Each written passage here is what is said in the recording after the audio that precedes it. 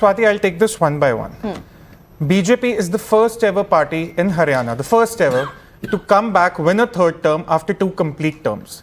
Congress won a third term in 72, but those 3 elections happened between 67 and 62, 67, 68 and 72. Let's talk about the vote share, number 2. Congress's vote share has increased by 8 percentage points from 20% last time. They had a low base effect. Yes. BJP's vote share has gone up by 3 percentage points to 36%. The increase is not coming because people are suddenly gravitating towards the Congress. It's because JJP, which had a 14% vote share last time, is now less than 1%. And the Congress has not been able to capture that entire vote share even. So that increase can be explained there. Number 2. Number 3, Mr. Umesh Sabharwal is saying that the Prime Minister did not do enough rallies. Rahul Gandhi did enough rallies, 8 rallies in 8 separate assemblies. Congress was trailing in 5 of them on the result day. Let's talk about the protests. We are looking at the numbers that you put up. The very first number, 18 seats to the BJP on the assemblies bordering Delhi. What does it mean? People have rejected the Congress's idea of disruption, of anarchy. Look, businesses suffer. And when I speak about a business, it's just one business alone. It's the family of that business owner. It's the entire market. It's the people working for that business. All of them suffer when there is any sort of disruption. And people genuinely feared that if the Congress came back, there would be a protest that would be unleashed from Punjab, one of the partners of the Congress, and that would again disrupt Delhi as it did in 2020, 2021. Last point.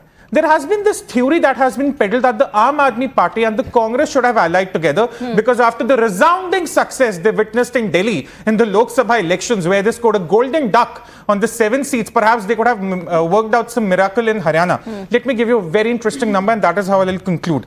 The Aam Aadmi Party did not stand second in any of the 90 seats, none of them. So much for Kejriwal and Sisodia sympathy.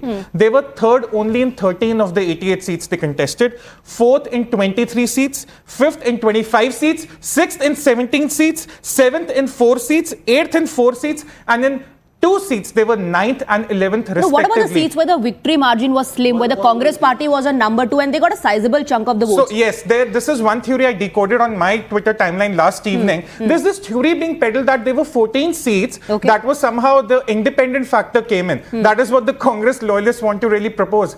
Of those 14 seats, first of all, 4 had always been a 3-way contest.